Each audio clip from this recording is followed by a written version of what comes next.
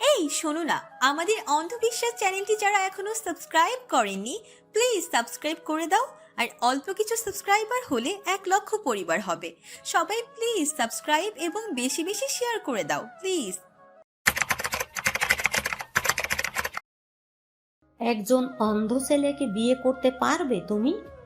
সে শুধু দৃষ্টি প্রতিবন্ধীই নয়, বড্ড উগ্র মেজাজিও বেপরোয়া বটে। ভেবে চিনতে অতঃপর নিজের সিদ্ধান্ত জানাবে, কারণ ভবিষ্যতে তোমার মাঝে কোনো পরিতাপ আমি দেখতে চাই না। এই বিয়ের বন্ধনে একবার জড়িয়ে গেলে ফিরে আসার কোনো রাস্তা আমি তোমার জন্য খোলা রাখবো না। শান্ত অথচ দৃঢ় কণ্ঠে কথাটি বলে থামল তনিমা।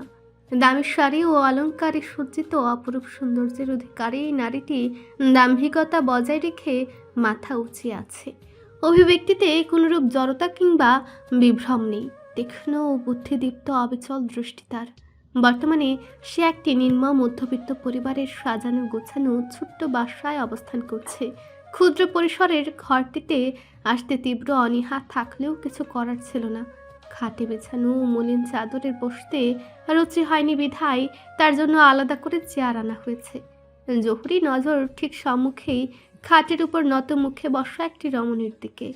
গায়ে তার সাধারণ একটি মিষ্টি রঙা শাড়ি জড়ানো। শ্যামকালো গাত্র বর্ণে তাকে বড্ড মায়াবী দেখাচ্ছে। কালো লম্বা চুলগুলো ঘুমটার আড়ালে বেনুনি পাকিয়ে রাখা। সিলিং ফ্যানের বাতাসে কপালের উপর ছোট্ট চুলগুলো উড়ে উড়ে করছে মৃদু ছন্দে। অভিজাত শ্রেণীর লোকেরা সৌন্দর্য বলতে যে চকচকে দাগহীন উজ্জ্বলের সংজ্ঞা দেয়, সেটি হয়তো মেয়েটির মাঝে বিন্দুমাত্র খুঁজে পাওয়া যাবে না। তবে তাকে অনায়াসে মায়ায় আটকে ফেলে হৃদয় বিগলনকারিণী অবশ্যই বলা যাবে।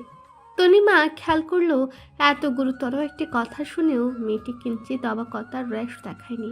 নিজের মাঝে বরঞ্চ একইভাবে এখনো চুপ করে বসে আছে।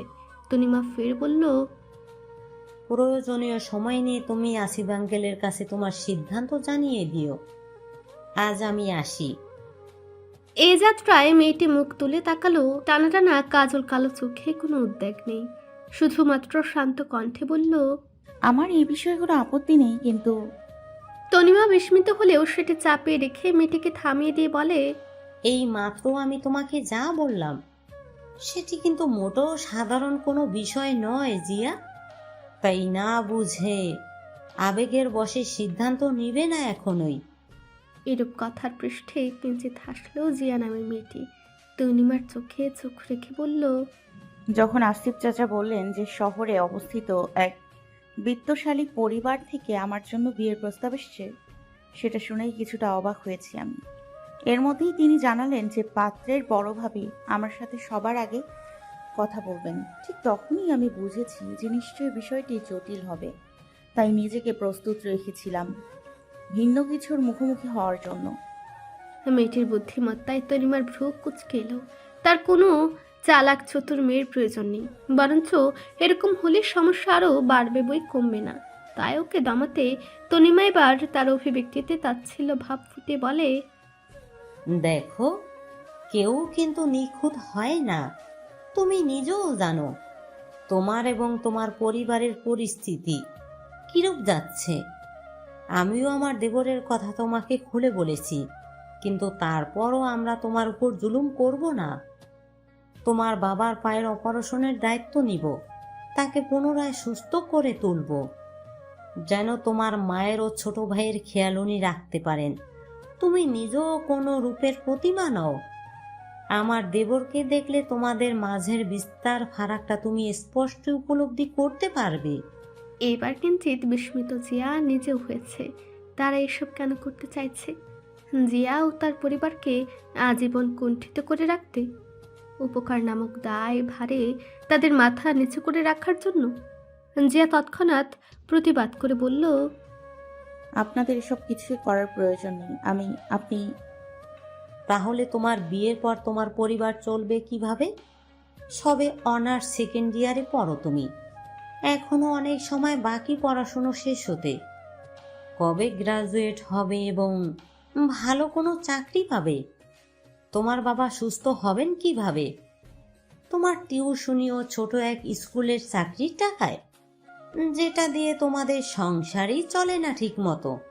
মুখের উপর বাস্তবতার এক চপটক হাত এসে পড়ল।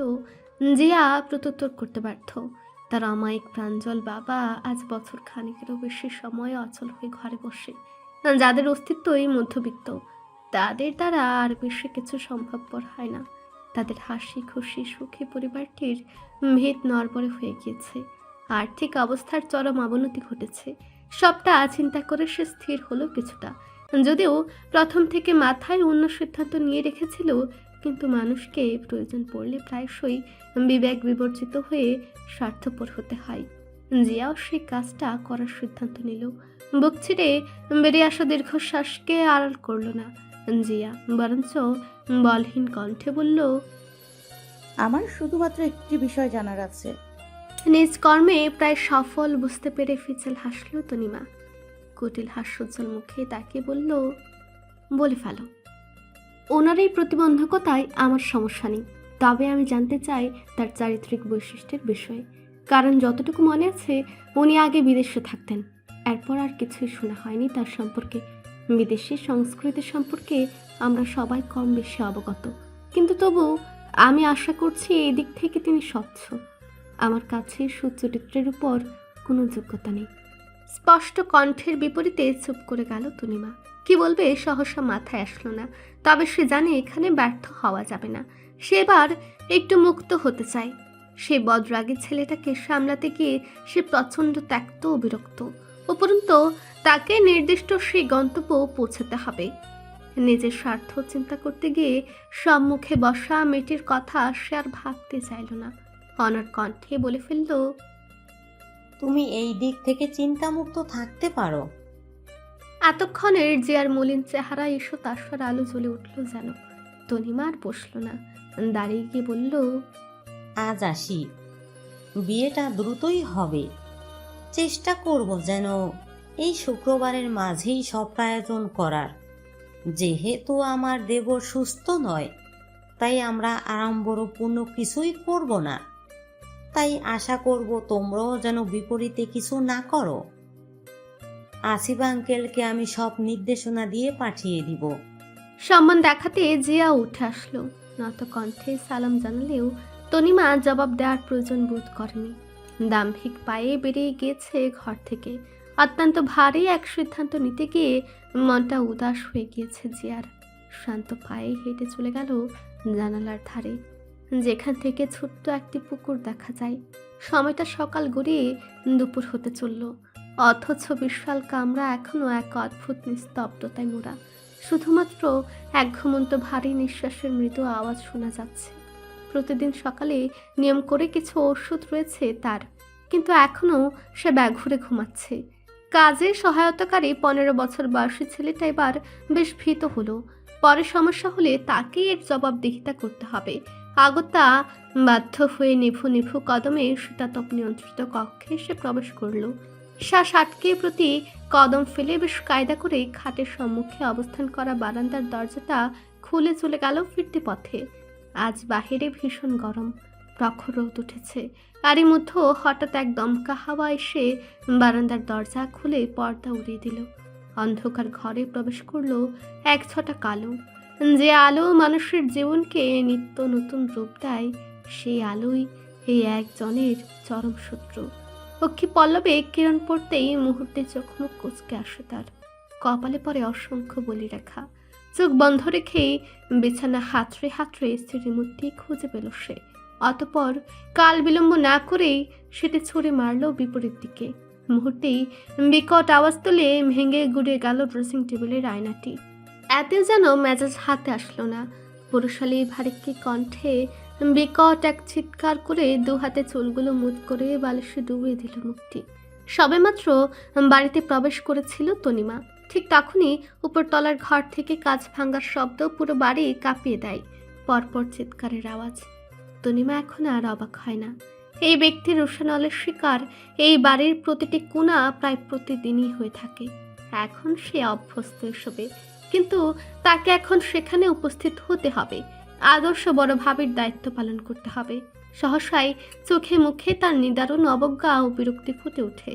পরিহিত হিল জুতো খুলে ঘরে পরার নরম জুতো পায়ে গলিয়ে এসে দ্রুত উঠে যায় দোতলায়।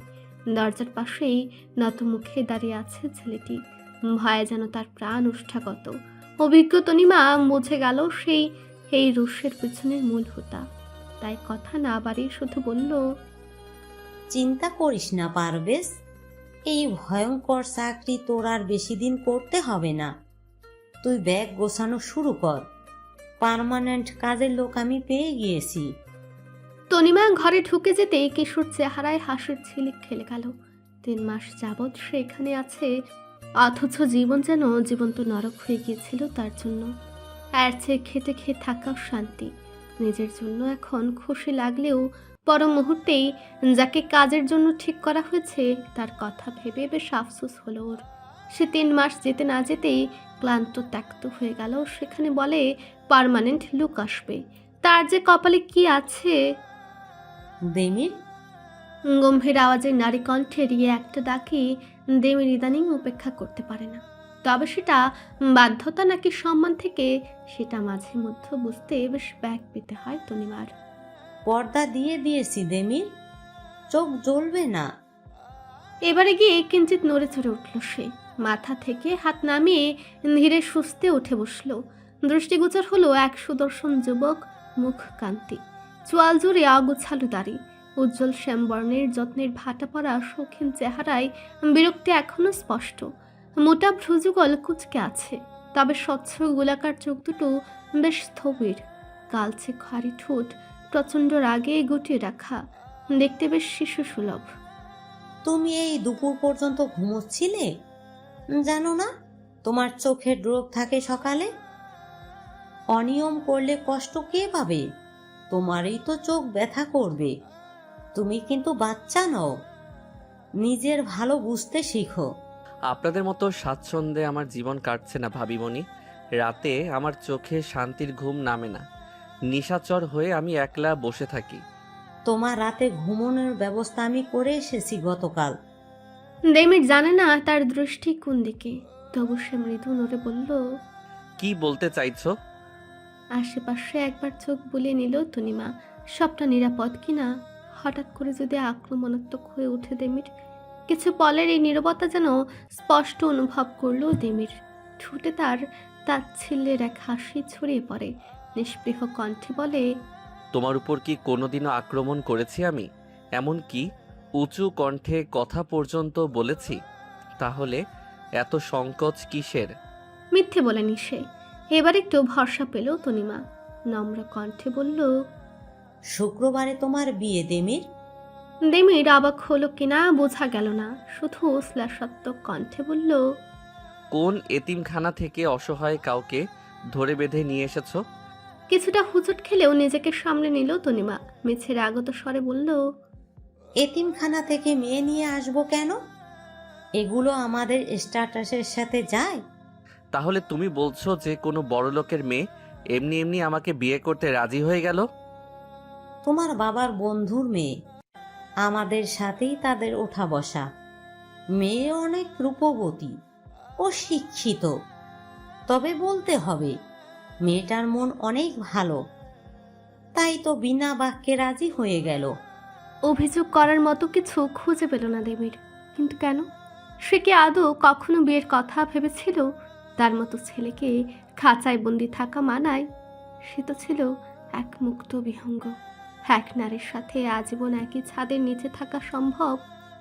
জীবন তার সাথে পুরো দমে উপহাস করে চলেছে। রাগে সে চিরবিড়ে উঠল পুনরায়। কোনো কিছু না ভেবেই এক লাফে বিছানা থেকে উঠে এলোমেলো পা ফেলে এগিয়ে গেল। কিন্তু ঘটে গেল এক বিপত্তি।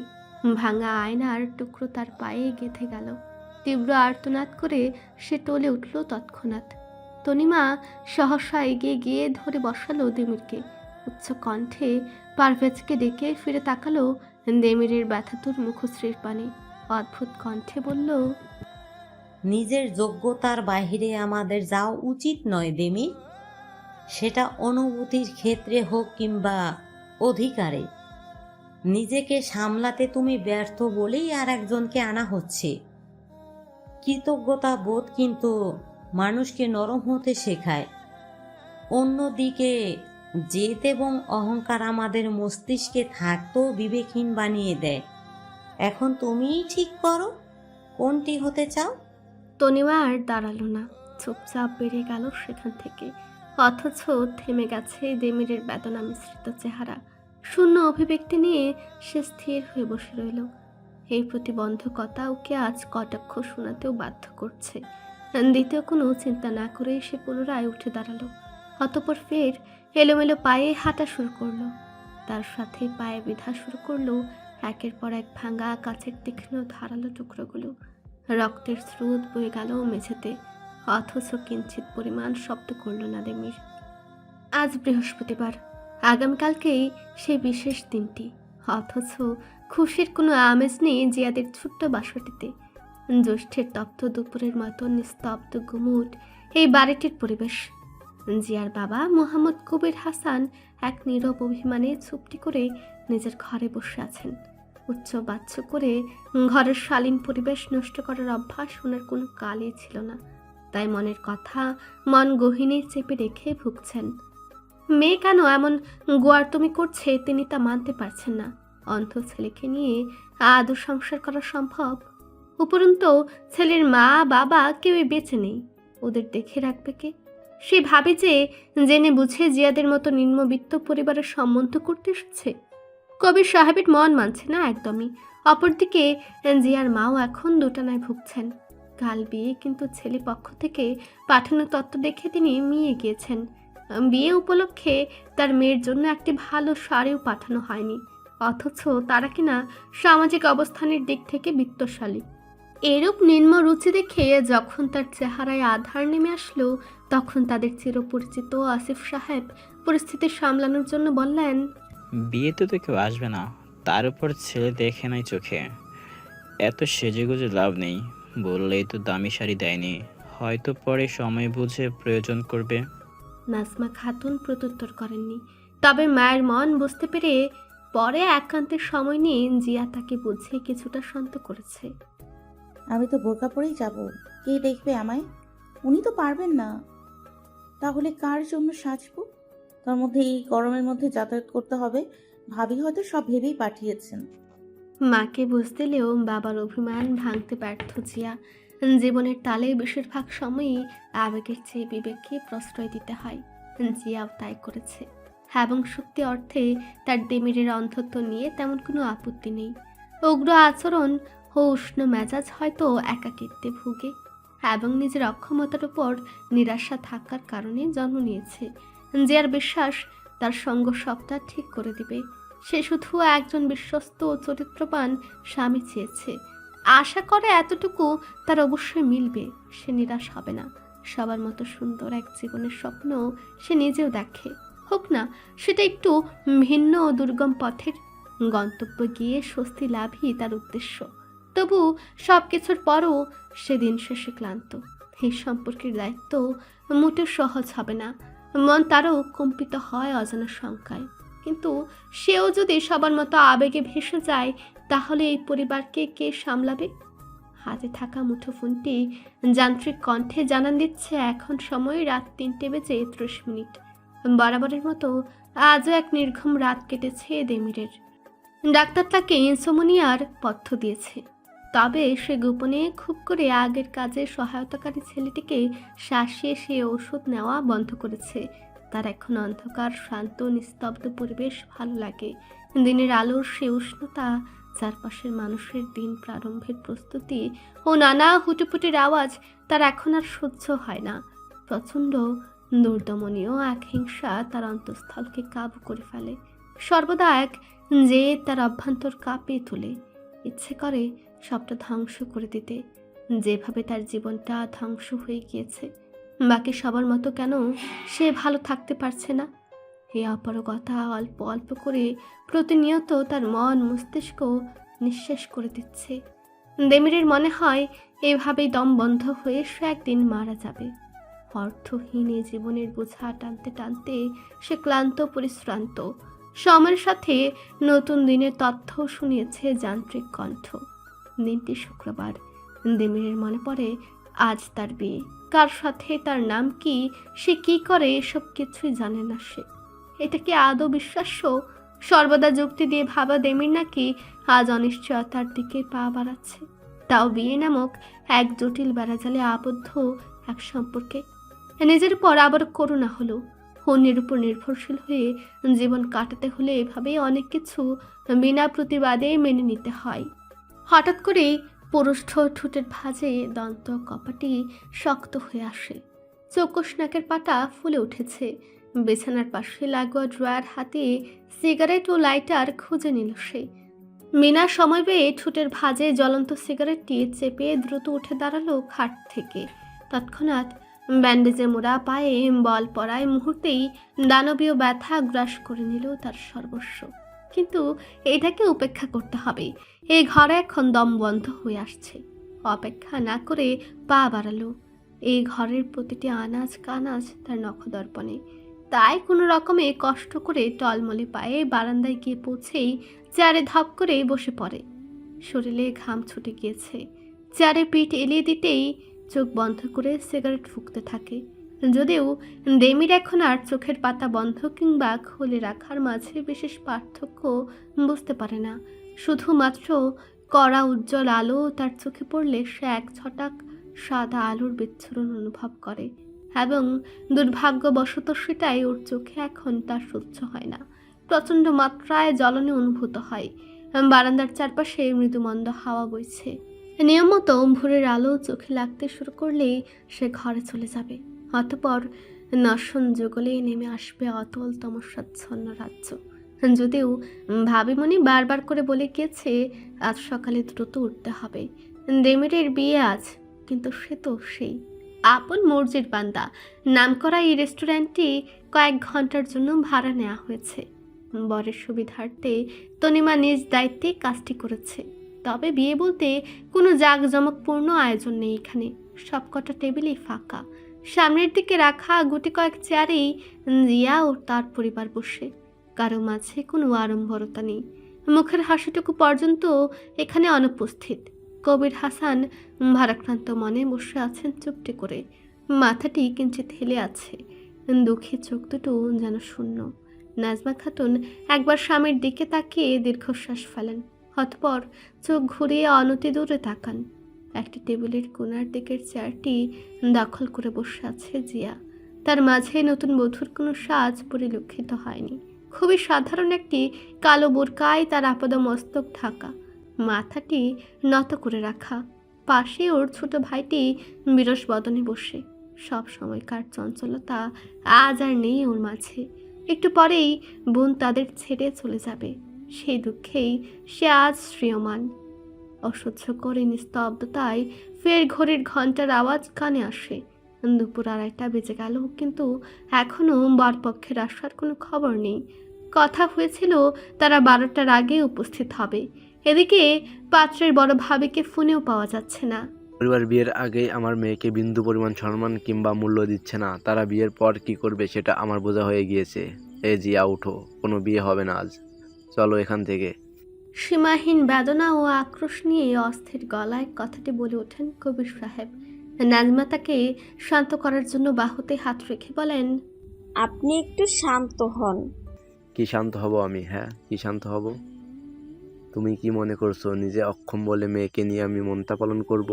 আমি কি একবারও বলেছি ওকে বিয়ে দিব আমি? ওর কি সেই বয়স হয়েছে? আমার ক্ষমতা হলে সারা জীবন ওকে আমি বিয়ে দিতাম না, মাথায় তুলে রাখতাম, কিন্তু কখনো এমন অমানুষদের বাড়ি ওকে পাঠাতাম না। ওনারা কি মস্করা শুরু করছে? আমার মেয়ে কি এতই ফেল না? বাবর এরূপ প্রতিক্রিয়া ভুল কিছু নাই। জিয়া পরিস্থিতি বুঝতে সক্ষম, তাই অবস্থা কিছুটা সামাল দিতে সে এগিয়ে আসলো। বাবার হাতে হাত রেখে বলল, তোমার রাগ যথার্থ বাবা, কিন্তু অপর পক্ষের অবস্থাও তোমার কিছুটা বুঝতে হবে। শুনেছি উনি কখনোই বাহিরে যান না। দিনের আলো ওনার সহ্য হয় না। হয়তো তারা কোনো সমস্যায় পড়েছে। আমরা না জেনে কাউকে দোষারোপ করতে পারি না। আর একটু অপেক্ষা করি, তারপরও যদি ওনারা না আসেন তাহলে যা করার আমি করব। চিন্তা করো না তুমি। জিয়ার বাবা দ্বিমত পোষণ করে বলেন, তুমি বুঝতে পারছো না জিয়া? তার কথা অসমাপ্তই রয়ে গেল। তন্মধ্যে কাছের দরজাটি হাট করে খোলার শব্দ হলো। সেখান দিয়ে প্রথমে প্রবেশ করলো তনিমা। এই নারী যাকে দেখে অন্য যে কোনো সাধারণ নারী নিজেকে গুটিয়ে নিতে বাধ্য, অস্বস্তিতে আড়াল হতে তৎপর। এরূপ কঠিন ও বিরল বাহ্যিক অভিব্যক্তি ধারণ করা এক নারীর ক্ষেত্রে সহজ কিছু নয়। রূপসী রমণী আজও আভিজাত্যে নিজেকে মুড়িয়ে এনেছে। দামি শাড়ি অলঙ্কারে আপাদ মস্তক সজ্জিত, হাঁটার ধরনে তার দুর্দমনীয়তার স্পষ্ট প্রকাশ। তনিমাকে দেখে নাজমার মাতৃ হৃদয় কিছুটা ব্যথিত হলো। নিজে এত সেজে এসেছে, অথচ আজ যার বিয়ে তার জন্য এর এক ভাগেরও কোনো আয়োজন তারা করেননি। তনিমা এসেই চোখের সানগ্লাসটি খুলে রাখলো, নরম গদির চেয়ারে বসতে বসতে বলল, সরি দেরি করার জন্য। দেমিরের জন্যই এত কাণ্ড। অনেকদিন বাইরে যায় না তো, তার উপর শরীরটা একটু বেশি খারাপ, তাই ব্যবস্থা করতেই এত সময় চলে গেল।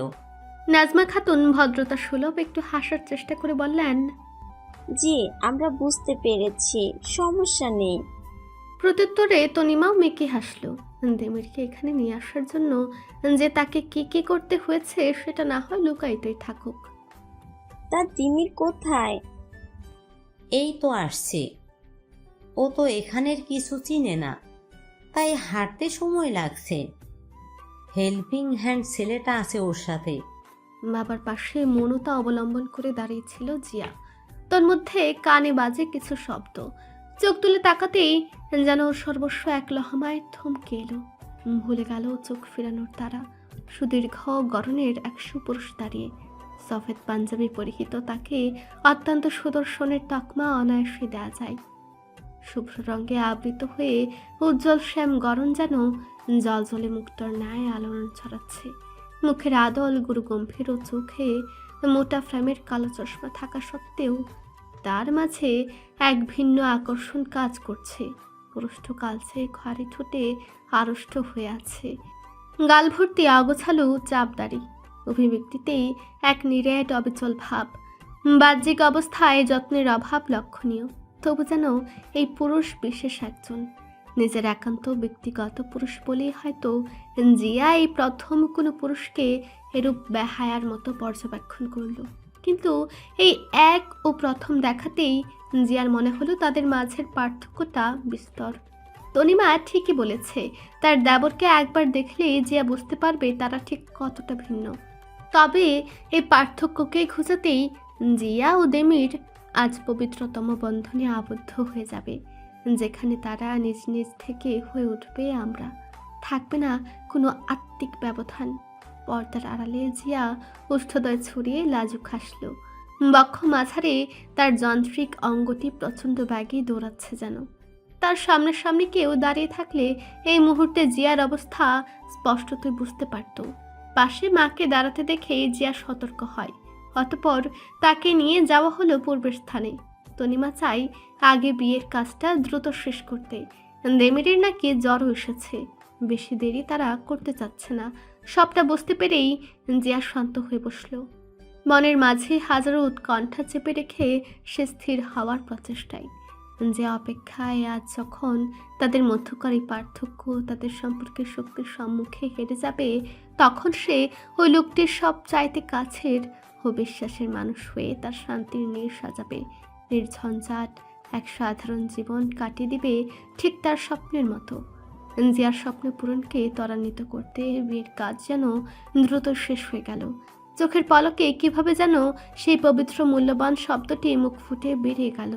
সাথে তৈরি হয়ে গেল এক নতুন সম্পর্ক, যে এক শব্দের শক্তিতে তার দখলদারিত্ব আজ অন্যের অধীনে। জিয়া আর কিছুটি বুঝল না, শুধু দু চোখে বর্ষণের মতন অশ্রু ঝরছে। মন মাঝারে এক অদ্ভুত বিবশ করে দেওয়া অনুভূতি তাকে গ্রাস করে নিয়েছে। জাগতিক সবকিছু কেমন নিস্তব্ধ অনুভূত হচ্ছে।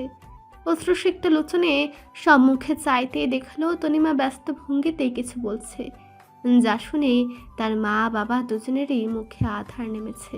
খানিক বাদেই নাজমা খাতুনকে আসতে দেখা যায়। এসে মেয়েকে কাঁধ জড়িয়ে দাঁড় করিয়েছেন, ভগ্ন গলায় বলেন, তিমিরের বলে শরীর ভালো না, ওনারা এখনই চলে যাবেন। এইবারে জিয়া কিঞ্চিত বিস্মিত হলো। খেয়ে বের হবেন না? না। অস্ফুটে প্রত্যুত্তর করলেন নাজমা। জিয়া একবার অদূরে তাকায়। তার বর নামক পুরুষটি নিরেট শূন্য মুখে চেয়ারে পিঠ টান টান করে বসে আছেন। মুখে বিশেষ কোনো অভিব্যক্তি নেই। তার অনুভূতি বোঝার কোনো উপায়ও নেই। সে কি আদৌ অসুস্থ, নাকি তারও জিয়ার প্রতি রয়েছে অবহেলা ও অবজ্ঞা নামক নিচু অনুভূতি? এসব ভাবতেই হঠাৎ করে মনটা বিষিয়ে এলো। মন গহীনে এক দীর্ঘশ্বাস গোপন করে সে মায়ের সাথে এগিয়ে গেল সেথায়। আপনারা কিছু মনে করবেন না, দেমির একটু বেশি স্পর্শকাতর হয়ে গিয়েছে ইদানিং। ওর সুবিধা অসুবিধা মেনেই আমাদের চলতে হয়। তনিমার বোঝানোর ভঙ্গিমা দেখে নাজমা খাতুন মাথা নাড়ে বলেন, জি আমরা বুঝতে পেরেছি। পারবেশ, তোর ভাইজানকে ধর, আমরা এখন বেরোবো। পারভেজ তার কাজে তৎপর। সে তড়িৎ দেমিরের পিছে গিয়ে দাঁড়িয়েছে, ঠিক কানের কাছে। ফিসফিসে কণ্ঠে কি বলছে, যেটা শুনেই দেমিরের সুদীর্ঘ গরমটি দাঁড়িয়ে গেল। ধীর পায়ে সে বেশ সতর্কতার সহিত প্রত্যেকটি কদম ফেলছে। পেছনে রয়েছে পারভেজের দিক নির্দেশ। জিয়া বুঝে গেল লোকটি অন্য কারো স্পর্শ পছন্দ করে না। আচ্ছা, জিয়ার ক্ষেত্রেও কি সে একই ধরনের ব্যবহার করবে? করার কথা নয়, নতুবা সে বিয়েতে কেন মত দিয়েছে? যে কোনো সম্পর্কের বেড়াজালি সরল নয়। এবারে নাজমা গিয়ে তনিমার হাত দুটো জড়িয়ে বললেন, মা, আমার মেয়েটাকে দেখে রেখো। গুরুজন বলতে তো তুমি আছো সে বাড়িতে। ওর ভুলগুলো ক্ষমার দৃষ্টিতে দেখে স্নেহের সহিত বুঝিয়ে দিও। দেখবে ও ঠিক বুঝে নিবে। আমার মেয়ে যথেষ্ট বুঝদার আছে। নিজেকেই বিব্রত হাওয়া থেকে কোনো মতে সামাল দিল তনিমা। কাষ্ঠ হেসে বলল, আপনি চিন্তা করবেন না আন্টি, আর জিয়া তোর নিজের বাসাতেই যাচ্ছে, সেখানে সবটা ওর মন মতোই থাকবে। তাছাড়া আমাদের দেমি তো আছেই, আপনি নিশ্চিন্তে থাকুন। নাজমা কৃতজ্ঞতার হাসি দিয়ে স্বামীর দিকে এগিয়ে যান। দম্পতির মাঝে চোখে চোখে কিছু কথা হতেই কবির সাহেব স্ত্রীর দেহে অধিকাংশ ভার তুলে দিয়ে তার সাহায্যে উঠে দাঁড়ালেন কোনো মতে। বাবাকে উঠতে দেখে জিয়া দ্রুত গিয়ে তাকে অপর পাশ থেকে জাপটে ধরেছে। মৃদু কণ্ঠে ধমকের সুরে বলে, কি করছো তুমি? কবির সাহেব স্মিত হেসে দেমিরের দিকে পা চালালেন। হঠাৎ হাওয়া বদলে দেমিরের ভ্রু কুঞ্চিত হয়। নিজের সামনেই কারো উপস্থিতি ও প্রখর দৃষ্টি অনুভব করতে পেরে বড্ড অস্বস্তি হয় ওর। এরপর ওর অস্থিরতাকে বাড়াতে এক রুক্ষ হাত এসে জাপটে ধরে ওর দু হাত। দেমির কয়েক মুহূর্তের জন্য হতবিহ্বল হয়ে পড়ে। অতঃপর রুষ্ট চিত্তে কিছু বলতে গিয়েও নিজ বাহুতে পরিচিত এক হাতের ছোঁয়া পায়। বুঝতে পারে ভাবি মনি তাকে শান্ত থাকতে বলছে। জিয়া আমার প্রথম সন্তান, স্বাভাবিক বড় সন্তানদের প্রতি আমাদের টানটা একটু বেশি থাকে। তাছাড়া সবাই বলে বাবা ও মেয়ের মধ্যকার ভালোবাসাটা একটু বেশি। আসলে কথাটা মিথ্যা নয়, আমার বুকে জিয়া মা জায়গাটা একটু বেশি বিশেষ। আমার মাটা অনেক সরল ও শান্ত, ওকে বড় করতে আমাকে কিংবা ওর মাকে কোনো কষ্টই করতে হয়নি। একদম লক্ষ্মী একটা মেয়ে হয়ে বাবা মাকে শুধু প্রশান্তি বিলিয়ে গেছে। আজ আমার ঘরের এই সুখ ও শান্তিকে তোমাকে দিয়ে দিচ্ছি বাবা। ও অল্পতেই তুষ্ট হওয়ার মতো মেয়ে, ওকে সুখী রাখতে তোমার বেগ পেতে হবে না। আমার মেয়ে তোমাকে ভালো রাখতে নিজের সর্বস্বটা দিয়ে দিবে, এতে আমার কোনো সন্দেহ নেই। তাই তুমি ওকে একটু দেখে রেখো। দিন শেষে তোমার থেকে পাওয়া দুটো প্রশান্তিময় বানিয়ে ওকে খুশি রাখতে যথেষ্ট। আমার এই লক্ষ্মী মেয়েটিকে তাই কষ্ট দিও না। ওর মুখে আদর দেখলে আমি বুঝে যাবো যে এই ন্যূনতম চেষ্টা তোমার করা ছিল সেটাতেও তুমি ব্যর্থ। আমি যে অবস্থাতে থাকি না কেন, আমার মেয়ে সর্বদা আমাকে তার পাশে পাবে। মোটা কালো ফ্রেমের পেছনে দেমিরের আখিদয় ছোট হয়ে আসে। ভদ্রলোক কি তাকে ঠান্ডা গলায় হুমকি দিচ্ছে? আশ্চর্য! সে কি যেচে পড়ে তার মেয়েকে বিয়ে করেছে নাকি? তারাই তো স্বেচ্ছায় এক অন্ধ ছেলের গলায় মেয়েকে ঝুলিয়ে দিয়েছে।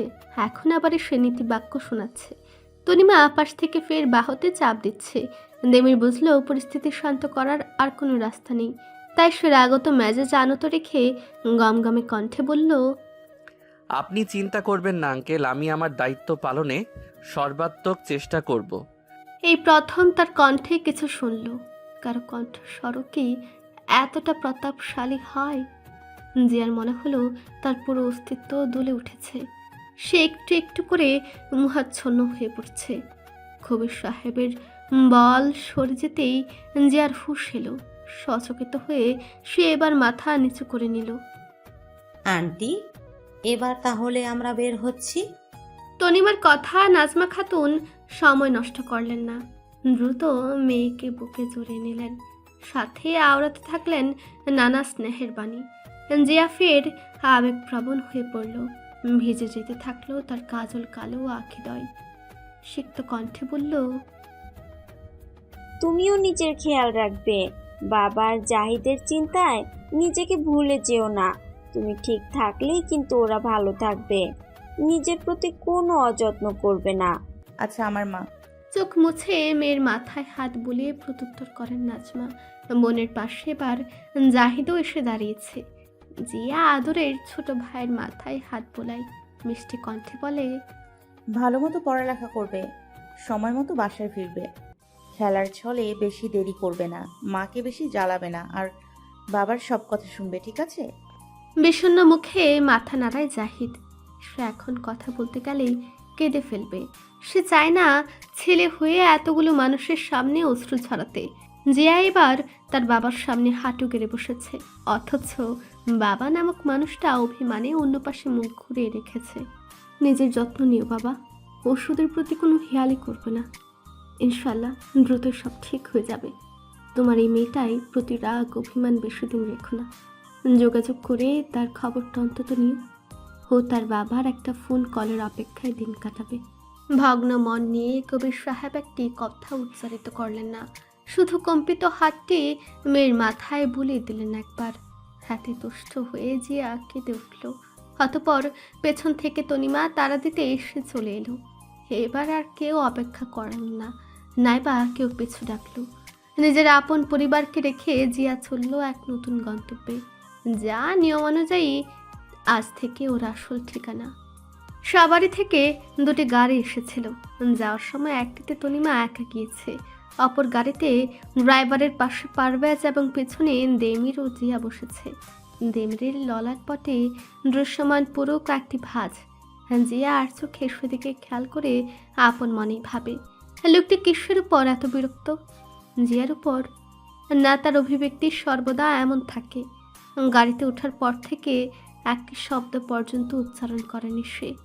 পিঠ টান টান করে উঁচিয়ে যথেষ্ট দূরত্ব বজায় রেখে জানালার ধার ঘেঁষে বসেছে দেমির। হয়তো প্রথম প্রথম ইতস্তত বোধ থেকে এরূপ করেছে। বিষয়টি ভেবে জিয়ার নিজেকে বুঝ দিলেও মনে শান্তি পেল না। এমন ব্যবহার স্বাভাবিক লাগছে না তার কাছে, কিন্তু মুখ ফুটে বলতে পারল না কিছু। কয়েক ঘন্টার ব্যবধানে গাড়ি এসে থামে বহুতল অ্যাপার্টমেন্টের সম্মুখে। ধবধবে সাদা রঙের এক উচ্চ দালান। শহরের দূষিত আবহাওয়াতে এর গায়ের রং একটুও মলিন হয়নি, বরঞ্চ সূর্যের তাপে সবকিছু কেমন দীপ্তি ছড়াচ্ছে। রক্ষণাবেক্ষণের পরিমাণ দেখে কিঞ্চিত বিস্মিত হয় জিয়া। বিশাল এক সোনালি রঙা কারুকার্যপূর্ণ লোহার গেট গলিয়ে ভেতরে গিয়ে গাড়িটি থামে। ফ্রন্ট সিট থেকে পারভেজ দ্রুত পায়ে বেরিয়ে এসে দেমিরকে নামাতে ব্যস্ত হয়ে পড়লে জিয়াও আর বসে থেকে অপেক্ষা করে না। সে বুঝতে পারছে তার সাথে এখানে নতুন বউ বলে কোনো আচরণ করা হবে না, নিজের কাজ নিজেই করে নিতে হবে। অপর পাশ থেকে সে নামতেই চোখে পড়ে গাছ ও ফুলের সমারোহ। হাঁটার পথের দুপাশে নানান ফুল গাছ লাগানো এবং সম্মুখে দালান পেরিয়ে অনতি দূরত্বেই গাছপালায় ঘেরা বাগান নজরে আসছে। জিয়ার বরাবরই গাছপালা ফুল এসব প্রাকৃতিক সৌন্দর্যের প্রতি টান বেশি। ওর এখনই গিয়ে বাগানটা দেখার শখ জাগলো, কিন্তু নতুন পরিবেশ বিধায় বড্ড কষ্টে কৌতূহল আটকে রাখলো। হাঁটার তালে চারপাশে নজর বোলানোর মাঝেই তনিমা চলে এসেছে সামনে। আমার সাথে এসো জিয়া। গম্ভীর কণ্ঠের আদেশ পালন করতে জিয়া মাথা নেড়ে তনিমার পিছু নেয়। খেয়াল করে লিফটের ভেতর বরাবরই কুচকানো মুখশ্রী নিয়ে দেমির দাঁড়িয়ে। জিয়ারা প্রবেশ করতেই পারভেজ প্রয়োজনীয় বাটনগুলো চেপে দেয়। লিফট উপরে উঠতে শুরু করলে তনিমা বলে, 10ম তলার ডুপ্লেক্স আমি থাকি, আর 12 তলার ডুপ্লেক্স হচ্ছে দেমিরে। এখন থেকে তুমিও থাকবে সেখানে। এখন গিয়ে আমি একটু বিশ্রাম নিব, তাই দেমিরের পিছু পিছু চলে যাও বাসায়। আশা করি তুমি সবটা বুঝে নিবে। হেল্পিং হ্যান্ড আছে, সমস্যা নেই। জিয়াকে ঘরের দোরগোড়ায় পৌঁছে দিয়ে আসার মতো ন্যূনতম আন্তরিকতা দেখাতে নারাজ তনিমা। অবহেলাটুকু নীরবে হজম করে প্রত্যুত্তরে কিছু বলল না জিয়া। তনিমা পারভেজকে উদ্দেশ্য করে বলে, দেমিরকে পৌঁছে দিয়ে আমার সাথে দেখা করবি। আচ্ছা। 10ম তলায় লিফট থামতেই তনিমা বেরিয়ে যায় কোনো কথা না বলেই। নিজেকে কিছুটা অসহায় অনুভূত হলো জিয়ার কাছে। এভাবে একা ছেড়ে দিল। বুকের মাঝে কেমন এক গুমট অনুভূতি যেন চাপ দিয়ে ধরল তাকে হঠাৎ করেই। সময় না ঘুরিয়ে তারা 12 তলায় চলে আসে। পারভেজের দিক নির্দেশনায় নেমির বেরিয়ে যেতে জিয়া তাদের পিছু নেয়। দৃষ্টিগোচর হয় কাঠের কারুকাজ করা বিশাল রাজকীয় দরজা। কলিং বেল বাজানোর কয়েক মুহূর্তের মাথায় এক মধ্যবয়সী মহিলা এসে দরজা খুলে দেয়। উনি হয়তো পরিচারিকা ভেবে নেয় জিয়া। ভেতরে প্রবেশ করতেই আভিজাত্যে ঘেরা এক পরিবেশ নজরে পড়ে। প্রবেশ পথের একটু পরেই বিশাল বসার ঘর, আর ঠিক মাঝ বরাবর বিছানো লাল রঙা বিরাট গোলাকার কার্পেটের উপর দামি সোফা সেট ও কাচের টেবিল বসে সুন্দর মতন সাজিয়ে রাখা। বসার ঘরের প্রত্যেকটি কোণা নানান অ্যান্টিক ও বিরল সব শোপিস সহ শোকেস বড় লম্বা কারুকাজ করা ফুলদানি দিয়ে সজ্জিত। বিশালাকার জানালাগুলোতে ঝুলছে ভারী পর্দা। মাথার উপর রয়েছে বৃহৎ আকারের একটি ঝাড়বাতি ও নানান ধরনের লাইট, যার নামও হয়তো জিয়া জানে না। তীব্র অস্বস্তি জিয়াকে ঘিরে ফেলে তৎক্ষণাৎ। দু পরিবারের মধ্যকার অর্থনৈতিক বিশাল পার্থক্যটা আবারও চোখের সামনে স্পষ্ট হয়ে উঠেছে, যার সামনে জিয়ার অস্তিত্বটুকু পর্যন্ত হয়তো নগণ্য। চোখ সরাতেই জিয়া খেয়াল করলো পারভেজ ইতিমধ্যে দেমিরকে দিয়ে অনেকটা পথ এগিয়ে গিয়েছে। দোতলা সিঁড়ির মাঝ বরাবর তারা। জিয়াও আর দাঁড়ালো না, চলে গেল তাদের পিছু। সিঁড়ির রেলিংয়ে হাত দিয়েও সে থেমে গেল। মোটা এই রেলিংটি কারুকাজ করা সুন্দর সোনালি রঙের। সামান্য এক জিনিসও কতটা অভিজাত ও দামি, দেখলেই দৃষ্টি থমকে যায়, চোখ জুড়িয়ে যায়। এইসব কিছুর মাঝে জিয়া বেমানান, বড় বেশি বেমানান। শয়ন কক্ষ হিসেবে এর আয়তন যথেষ্ট বড়, একটু বেশি বড়। বাস্তবে কারো ঘর এত প্রশস্ত হয় সেটা এর আগ অবধি কখনো জানতো না জিয়া। এর জন্য হয়তো তনিমা বেশ অস্বস্তিতে পড়েছিল তাদের ছোট্ট সেই বাসায় গিয়ে। এসব মনে পড়তেই ক্লান্ত বোধ করছে জিয়া। তাদের পারিবারিক অবস্থানের ফারাক মাপতে গিয়েই সে তটস্থ হয়ে গিয়েছে। ঘরটি বিশাল পরিধির হলেও এর প্রত্যেক কোণা গুমট অন্ধকারে মুড়িয়ে রাখা, ভারী ভারী পর্দাগুলো ছড়িয়ে রাখা। পারভেজ দেমিরকে বসিয়ে হলদে টিমটিমে একটুখানি আলো জ্বেলে দিল, যার কারণে অবশ্য চোখ শুয়ে এলে সব কিছু স্পষ্ট দেখা গেল। জায়গা অনুযায়ী ঘরটি খালি।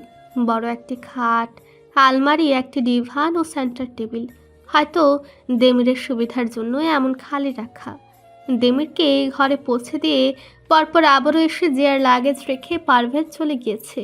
জিয়া লক্ষ্য করেছে ছেলেটির মধ্যে এক অদ্ভুত চপলতা, যেন সে দ্রুত কাজ করতে পারলেই বাঁচে। ঘর খালি হতেই এরূপ থমথমে পরিবেশ ও অসহ্য নিস্তব্ধতায় জিয়া কুণ্ঠিত বোধ করল।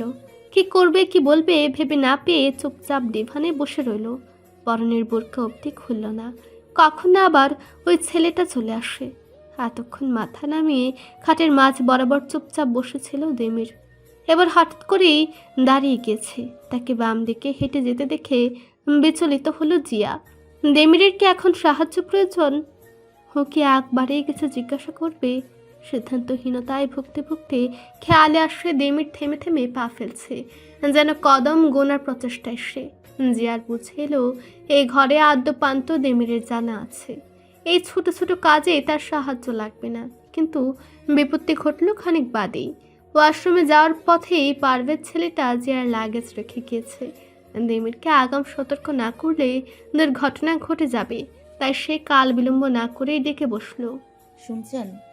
ক্ষণিকের জন্য পা থমকে উঠে দেমিরের। শুনছেন? মেয়েটা কি ওকে এই অদ্ভুতভাবে ডাকলো? বিরক্তিতে এবারও নাক কুচকে গেল তার। পাত্তা না দিয়ে ফের পা বাড়ালো সম্মুখে। অপরদিকে নিজের প্রতি স্পষ্ট এরূপ অবজ্ঞা দেখে জিয়ার কিয়ৎক্ষণ অবাক লোচনে থাকি থেকে রীতিমতো ছুটল এক প্রকার নতুবা কাণ্ড ঘটে যাবে। মুহূর্তের মধ্যে নিজ হাতের উপর এক কোমল স্পর্শ মিলল দেমিরের। অতঃপর প্রবল এক টান, পরপর ভারী কিছু পড়ার শব্দ। হয়তো বিহব্বল হয়ে দাঁড়িয়ে রইল সে। নিজের সাথে কি ঘটেছে বুঝতে পেরে ঘর কাঁপানো কণ্ঠে চেঁচিয়ে উঠল এক প্রকার। বাসায় এসেছো এখনো 1 ঘন্টাও হয়নি আর নিজের মন মর্জি করা শুরু করে দিয়েছো। আমাকে এভাবে হঠাৎ করে স্পর্শ করার সাহস হয় কিভাবে? সামান্য বোধ জ্ঞানটুকু কি শিখোনি? বিরূপ প্রতিক্রিয়া আসবে জানলেও এতটা রূঢ় কণ্ঠ আশা করেনি জিয়া, তাই মিয়ে যাওয়া কণ্ঠে বলল, সামনেই আমার লাগেজ রাখা ছিল, আপনি তো আমার ডাকে সাড়া দেননি। আর একটু হলে পা বেজে পড়ে যেতাম। যেখানে সেখানে লাগেজ রাখবে কেন তুমি? আমার রুমে থেকে আমার উপরেই বড়াই করছো। ছোট্ট এক বিষয়কে টেনে এত লম্বা করা হচ্ছে কেন? জিয়া বুঝতে পারছে না।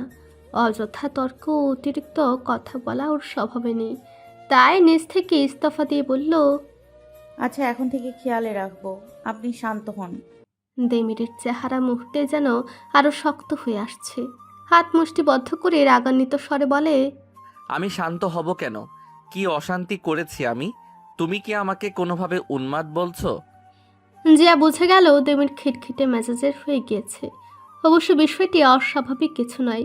দীর্ঘদিন এই বন্দি জীবন উপরন্ত প্রয়োজনীয় সঙ্গবিহীন যে কেউই আত্মনিয়ন্ত্রণ হারাবে মাঝে মধ্যে। তাই সে পরিস্থিতি বিবেচনা করে বলল, আপনি ভুল বুঝছেন। আমি স্বীকার করছি যে ভুল আমারই ছিল। এইভাবে মাঝ পথে লাগেজ রাখা ঠিক হয়নি। আপনার সমস্যার কথা খেয়ালে আসেনি। প্রথম তো, এরপর থেকে আমি সাবধানে থাকবো। আপনি দয়া করে আর রাগ করবেন না। ধুন্দুমার ছুড়ে দেওয়া একের পর এক রুষ্ট কণ্ঠের বিপরীতে সাবধানী সরল কণ্ঠে আপোষে জবাব এসেছে। অপমানের বিপরীতে জবাব না পেয়ে উল্টো স্বেচ্ছায় হেরে যাওয়ার বার্তা মিলেছে। এবারে কিঞ্চিত অবাক হয়ে চুপ করে গেল দেমির। সে জিয়াকে এতটা শান্ত ও ধৈর্যশীল ভাবেনি। জিয়া ভালো পরিবারের মেয়ে, বাবার সহযোগিতা আছে, নিজের কোনো খুঁত নেই। তার কি কোনো দরকার ছিল দেমির নামক এই অন্ধ ব্যাপরুয়া জেদি ছেলের কাছে বিয়ে বসার?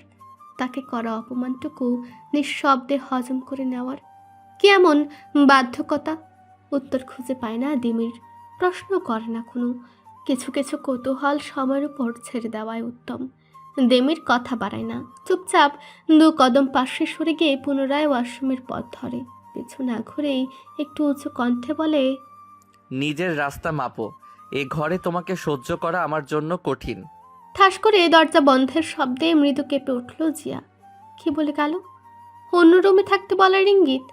কি করা উচিত? আগে তনিমা ভাবের সাথে একটু কথা বলে নিতে হবে। দেমিরের আচরণে জিয়ার প্রতি দৃশ্যমান অনীহা। এর কারণ জানতে হবে, সাথে তনিমাকে দিতে হবে এর জবাব। বিকেল গড়িয়ে সন্ধ্যা হয়ে এলো। আকাশপথের যাত্রীদের এবার ঘরে ফেরার নিরেই শুরু হয়েছে। ঝাঁকে ঝাঁকে দল বেঁধে তারা আপন গন্তব্যে ছুটছে। রক্ষণশীল পরিবারের সন্তানদের উপরও আধার নামার পূর্বে এ বাড়িতে থাকার নির্দেশনা রয়েছে। আপন কাজের পাঠ চুকিয়ে তারা হয়তো ছুটছে, অথচ এই ব্যস্ত এক সময়ে খুবই ব্যস্ততাবিহীন সময় কাটাচ্ছে জিয়া। এখনও তার অবস্থান সেই দিভানি, শুধু বুড়কা ছেড়ে এবার হালকা হয়েছে একটু। অপরদিকে দেমির বিছানার উপরি ভাগে হেলান দিয়ে পা মেলে আধশোয়া হয়ে আছে, চোখের পাতা বন্ধ, কানে হেডফোন গুজে রাখা। নিশ্চিত সে সঙ্গীত শোনায় মজেছে, তাই তো সুরের সাথে তাল মিলিয়ে তার পা জোড়াও দুলছে। জিয়া এক জোরালো শ্বাস ফেলল। লোকটা আসলেই বড্ড ব্যাপরুয়া। এই সন্ধ্যাকালীন সময়ে যেখানে সবাই কিছুটা তটস্থ হয়ে থাকে, অলসতা ছাড়তে বাধ্য হয়, সেখানে এই ব্যক্তি সম্পূর্ণ নির্বিকার। কঠোর অনুশাসন ও নিয়মের মাঝে বড় হওয়া জিয়া এ দৃশ্য দেখে চুপ থাকতে পারল না। কিছুটা অস্বস্তি ও কিছুটা ভীত মন নিয়ে উঠে দাঁড়ালো। অবচেতন মনের তাড়নায় শারীরের আঁচল টেনে ঘুমটা ঠিক করে নিল। অথচ তার খেয়ালে থাকলো না যে সম্মুখে থাকা মানুষটি অক্ষম তাকে দেখতে। নিভু কদমে এগিয়ে এসে যথাযথ দূরত্ব রেখে সে লুহু কণ্ঠে ডাকলো দেমিরকে। শুনছেন? দেমির নির্বিকার, এখনো তার পা দুলছে। জিয়া আওয়াজে যথেষ্ট জোর বাড়ালো, তবে এবারও সে ব্যর্থ। জিয়া কি করবে বুঝে পেল না। লোকটি বিনা অনুমতিতে স্পর্শ করা পছন্দ করে না, তাহলে সে ডাকবে কিভাবে? ভাবনার মাঝে চোখ গিয়ে পড়ল সামনে রাখা মিউজিক প্লেয়ারে। কিছুটা দুঃসাহস নিয়ে সে টুপ করে বন্ধ করে দেয় যন্ত্রটি। হঠাৎ করে শ্রবণেন্দ্রিয়ে পৌঁছানো সুরের তাল কেটে যেতেই ভ্রু কুচকে অক্ষি পল্লব মেলে দেমির। সেই সুযোগেই যে আড়ষ্ঠতা নিয়ে নিচু কণ্ঠে বলে, সন্ধ্যা হচ্ছে। আচমকা এক মিষ্টি কোমল কণ্ঠস্বর সুরে অবাক হয় দেমির। পরপর স্মরণে আসে তার কক্ষে এখন সেই বাদে আরও একজনের উপস্থিতি রয়েছে। মেয়েটা কি তাকে এতক্ষণ পরখ করছিল যে চোখ মিলতে দেখে সুযোগ বুঝে কথা বলে বসল। দেমির বিশেষ মনোযোগ না দিতে চাইলেও ভ্রু কুচকালো, আগ্রহবিহীন স্বরে বলল, তো কি করতে বলছো, নাচবো? কথার ধরন কেমন উগ্র, শান্তশিষ্ট জিয়ার সম্পূর্ণ বিপরীত। তবু নিজ অভ্যাস বজায় রেখে জিয়া শান্ত সুরে বলল, এই সময়টাতে একটু উঠে বসতে হয়, একটু। জিয়াকে থামিয়ে দিয়ে দেমির শ্লাষাত্মক স্বরে বলল, কেন? বাহিরে দাঁড়িয়ে শেষ বিকেলের হাওয়া খাবো, আকাশের সৌন্দর্য দেখবো, নিজের চক্ষু জুড়াবো? কথা বলতে বলতে কণ্ঠস্বর অত্যন্ত শক্ত হইল। রাগে দাঁত কপাটি বিশ্বাসে পৈশাচিক দৃশ্য স্বচক্ষে দেখে কিঞ্চিত ভরকালো জিয়া। লোকটার মেজাজ ও মানসিক অবস্থার ভয়ঙ্কর অবনতি ঘটেছে। তাকে এই পরিস্থিতি থেকে দ্রুত উদ্ধার করতে হবে। নিজ স্বামীর ভালোর জন্যই দমে গেল না জিয়া, বরঞ্চ অদ্ভুত গলায় বলল, অনুভব করবেন মিষ্টি মন মাথানো বাতাস গায়ে মেখে শরীরেও মন জোড়াবেন। শান্ত থেকে পরিবেশের কলতান শুনে এক ভিন্ন জগতে হারিয়ে যাবেন। নির্জনতায় থাকার চেয়ে মাঝে মাঝে কোলাহল কিন্তু ভালোই লাগে। আর এগুলো না করলেও নিয়ম মেনে এই সময়টায় একটু সচল থাকার চেষ্টা করবেন, ভালো লাগবে। কথাগুলোর কোনোরূপ প্রতিক্রিয়া পড়ল না দেমিরের উপর। উল্টো সে আরও রেগে গেল। সোজা হয়ে বসে উচ্চ কণ্ঠে চেঁচিয়ে উঠল জিয়ার উপর, এখন তোমার কথা মতো চলবো আমি? কি ভেবেছ অন্ধ বলে আমাকে দিয়ে যা ইচ্ছে তাই করাবে? এর জন্যই বিয়ে বসেছ তাই না? অক্ষম এক ছেলেকে হাতের মুঠো নিয়ে নিজের শখ মতো নাচাবে, আমি কিছু করতে পারবো না বলে নিজ স্বাধীনতা মতো চলবে। এই কুবুদ্ধি নিয়ে আমার গলায় ঝুলেছ তাই না? তাহলে বলবো এই দেমিরকে তুমি দুদিনের মেয়ে চিনতে পারোনি। সাবধান করে দিলাম, প্রতিটা কদম মেপে মেপে ফেলবে, না হলে কখন যে চরম বাজেভাবে পাকড়াও হয়ে যাবে বুঝতেও পারবে না। আত্মমর্যাদাবান জিয়ার এই কথাটি খুব লাগলো। কিয়ৎক্ষণ মন থেকে নিরাট গলায় বলল, কারোর সম্পর্কে কিছু না জেনে না বুঝে তার সম্বন্ধে বিরূপ মন্তব্য করা উচিত না। আপনি হয়তো জানেন আমরা যেমন হই অন্য কেউ তেমন ভাবতে পছন্দ করি, তাই একটু সংযত হন। সর্বদা নিজ ইচ্ছে মতো চলনে অভ্যস্ত দেমির কারো হস্তক্ষেপ কখনো পছন্দ করে না। তাই জিয়ার ফিরতি জবাবে সহসা হতভম্ব হয়ে গেল সে। অতঃপর অবাকতার রেশ কাঠি বলল, নিজের মতো সুবিধাবাদী ভেবেছ আমাকে? কি সুবিধা লুটেছি আমি? সেটা এখনো জানি না আমি, তবে অহংকারী আপনি অবশ্যই। দম্ভ আপনার রন্ধে রন্ধে মিশে। আমি ইলহান শাহ দেমির কোনো সুলভ বস্তু নই। মানুষের কোনো পরিচয়ই তার অহংয়ের যোগ্য নয়। যার জীবনের অস্তিত্বই এক তার সৃষ্টিকর্তার কারণে সেখানে আপনার কিংবা আমার মতো ক্ষুদ্র কাউকেই অহং মানায় না। তবে হ্যাঁ, আপনাকে আমি সম্মান করি, আশা করি আপনিও আপনার মর্যাদা বজায় রাখবেন। মেয়েটা কথা বলতে জানে, দেমিরকে এবার এই বাক্যের প্যাচে থামিয়েও দিল। উত্তরে কি বলবে সেটা ভাবতেই তার ব্যাট সাইড টেবিলে রাখা টেলিফোনটি বেজে উঠল। এই যাত্রায় নিজের হাড়কে অস্পষ্ট রাখতে যেন কিছুই হয়নি এমন ভাব নিয়ে জায়গা হাতড়ে টেলিফোনটি কানে ঠাকায় দেমির। অপর পাশ থেকে কিছু একটা শ্রবণে আসতে এক বজ্র কণ্ঠে চেঁচে ওঠে সে। কি? দেমিরের হঠাৎ এরূপ প্রতিক্রিয়ায় জিয়াও হতভম্ব ও মুখ হয়ে যায়। আবার কি হলো?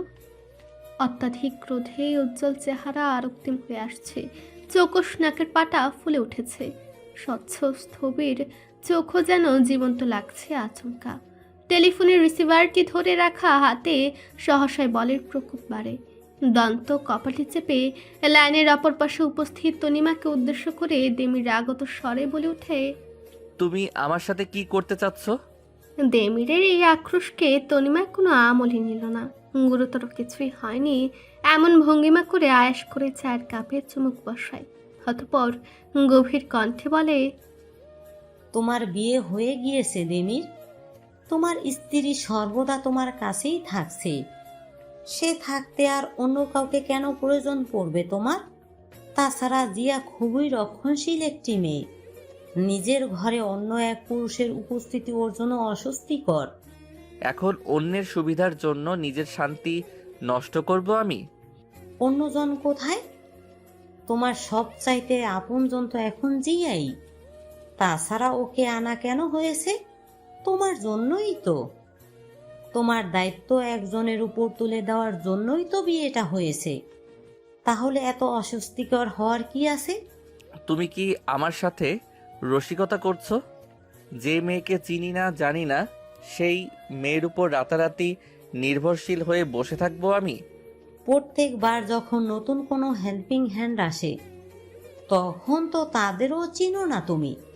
তাই বলে কি দিন শেষে তোমার কাজগুলো তারা করেনি? তুমি কি তাদের নিজের আঙ্গুলের ইশারায় নাচাতে না? নিজের সব প্রয়োজন বুঝে নিতে না? ঠিক সেভাবেই জিয়াকেও কাজে লাগাও। শুধু মনে রেখো, তোমার জন্য বাহির থেকে আর কোনো লোক আনা হবে না। যা হচ্ছে মানিয়ে নাও। এখন জিয়াকে দাও, কথা আছে ওর সাথে। রাগের স্ফুরণে রিসিভারটি খাটের উপর ছুঁড়ে মেরেছে দিমির। মেজাজের প্রচণ্ড অবনতি ঘটিয়ে খাটের কিনারে বসে বসে সে বড় করে শ্বাস ছাড়ছে। চোখের সম্মুখে এমন ভয়াবহ অবস্থা দেখে কিছুটা মিইয়ে যায় জিয়া। এতটা চটে যাওয়ার মতো কি হয়েছে বুঝতে পারছে না সে। হতাশায় ঘেরা এক শ্বাস ছেড়ে রিসিভারটি হাতে তুলেই বুঝলো অপর পাশের ব্যক্তি লাইনে আছে এখনো। তাই চুপচাপ সেটি তুলে কানে ঠেকাতেই তনিমার খিটখিটে কণ্ঠস্বর ভেসে আসে। জিয়া, আছো? একবার অশান্ত দেমিরকে পরখ করে একটু দূরে সরে যায় জিয়া। গলার স্বর অত্যন্ত নিচু করে জবাব দেয়, জি ভাবি। শোনো জিয়া, পারভেজকে আমি বাড়ি পাঠিয়ে দিয়েছি। এখন থেকে দেমিরের সব কিছু তুমিই সামলাবে। ওর কাজগুলোতে তুমিই সাহায্য করবে। যতটা সম্ভব ওর অস্তিত্বে তোমাকে জড়িয়ে যেতে হবে, না হলেও কখনোই তোমার সাথে সহজ হবে না। ও তোমাকে মানতেও পারবে না। তাই বুঝে শুনে থেকো। এখন রাখছি। রাতে এসে আমি দেমিরের ঔষধগুলো তোমায় বুঝিয়ে দিয়ে যাব। উত্তরের অপেক্ষা না করে কল কেটে দিয়েছে তনিমা। এদিকে জিয়া কিছুটা হতভম্ব ও অনেকটা ভীত। কিভাবে সামাল দেবে দেমিরকে? একে তো সম্পূর্ণ নতুন মানুষ ও পরিবেশ হওয়ায় জিয়ার মাঝে রয়েছে অনেকটা জড়তা ও বিভ্রম। দেমির সম্পর্কে প্রায় অজ্ঞ সে। উপরন্তু দেমিরের রক্তটা স্বভাব। অজানা আশঙ্কায় তার কণ্ঠনালী অতিরিক্ত চাপে রোধ হয়ে আসছে। ঘাড় ঘুরে তাকে দেখে এবারে দেমির কিছুটা শান্ত হয়েছে, তবে মাথা নত করে রয়েছে। মস্তিষ্ক জুড়ে কি চলছে তা বোঝা মুশকিল। জিয়া কি বলবে বা কি করবে সেটা বোঝার পূর্বেই দরজায় করাঘাতের শব্দ হয়। তাই জিয়া আগে দরজা খুলতে তৎপর হয়। কে? ওপাশ থেকে মেলি কণ্ঠস্বর ভেসে আসে। আমি শেফালি বৌমণি, খাবার নিয়ে আসছি। জিয়ার এতক্ষণে খেয়াল হয় তারা দুপুর থেকে না খাওয়া, তাই দেরি না করে দরজা খুলে দেয় তৎক্ষণাৎ। মুখে এক অমায়িক হাসি দিয়ে অপর পাশে দাঁড়িয়ে থাকা মধ্যবয়স্কাকে ভেতরে আসার অনুমতি দেয়।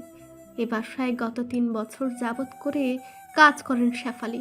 তৎপরই এখানকার সব কিছুই তার তদারকিতে থাকে। ঘরে আসা নতুন সদস্যের সাথে কিরূপ আচরণ করতে হবে এ নিয়ে কিছুটা দ্বিধায় ছিলেন, অথচ জিয়ার এক হাসি যেন মুহূর্তেই তার সকল জড়তা কাটিয়ে দিল। জিয়ার সরল মায়াবী এক গোল গাল মুখশ্রী, অভিব্যক্তি প্রশান্তিময়। শ্যামকালো বরণে এক ফুটন্ত বিরল পুষ্পই বটে। শেফালিও বিপরীতে গাল ছড়িয়ে হেসে কাচের টেবিলের উপর সে খাবারের ট্রেটি রেখে দিলেন। সতর্ক চোখে খেয়াল করলেন দেমির বিছানায় পা ঝুলিয়ে বসে ক্রমাগত পা দুটো নাড়াচ্ছে। শেফালি জানেন এটি তার বিচলিত থাকার এক অনন্য লক্ষণ। আমার কোনো দরকার পড়লে ডাক দিয়েন বৌমণি, আমাকে সবসময় পাইবেন। নিজের কোণার ঘরটাতেই থাকি। 3 বছর ধরে ছোট ভাইজানের এখানেই কাজ করি। এই প্রথম এই বাসায় এসে আন্তরিকতাপূর্ণ ব্যবহার পেয়ে মন বিগলিত হয়ে এলো জিয়ার। সংকোচ ছাড়াই শেফালির হাত ধরে বলে, ধন্যবাদ আপু, আপনার কথা শুনে মনটা একটু শান্ত লাগছে এখন। শেফালিও পুলকিত হলেন, মাথা নাড়িয়ে নাড়িয়ে বললেন, এটাই তো আমার কাজ, সমস্যা নেই। আপনারা এখন খান, আমি যাই। জিয়া মাথা নাড়াতে শেফালি চলে যেতে উদ্যত হলেন। কিন্তু আবারও পর মুহূর্তেই কিছু একটা মনে পড়তে জিয়ার নিকটে এসে নিচু গলায় বলেন, ভাইজানরে কিন্তু খাওয়াইয়া দিতে হয়, আর এইটা নিয়ে সে বেশ ঝামেলাই করে। আপনি একটু সামলাইয়া নিবেন। এতক্ষণের উজ্জ্বল চেহারায় ভাটা পড়ল আবার। সে তো এসে থেকেই মানিয়ে নিচ্ছে, এমন একজনের নিকটে অবস্থান করছে যে কিনা তাকে সহ্যই করতে পারছে না। তনিমাকে অনেকগুলো প্রশ্নের উত্তর দিতে হবে। জিয়া সবটা নিজের মতো করে সামাল দেওয়ার জন্যই তো এই বিয়েতে রাজি হয়েছিল। ভেবেছিল নিঃসঙ্গ কারোর সঙ্গিনী হবে, গড়ে তুলবে বিশ্বাসে খাড়া এক মধুর বন্ধন। অথচ বিপরীতে থাকা মানুষটি ওর উপস্থিতি নিয়ে এখনই ত্যাক্ত। বিয়েতে ইচ্ছে না থাকলে করছে কেন? বিয়ের মতো সম্পর্ক কি এক পাক্ষিক প্রচেষ্টায় সফল হয়? প্রথম ধাপের কাজ করা শেষ, এবার একটু একটু করে সবটা হয়ে যাবে। ডিভানের পর পায়ের ওপর পা তুলে বসে থেকে ফোন আলাপে ব্যস্ত তনিমা।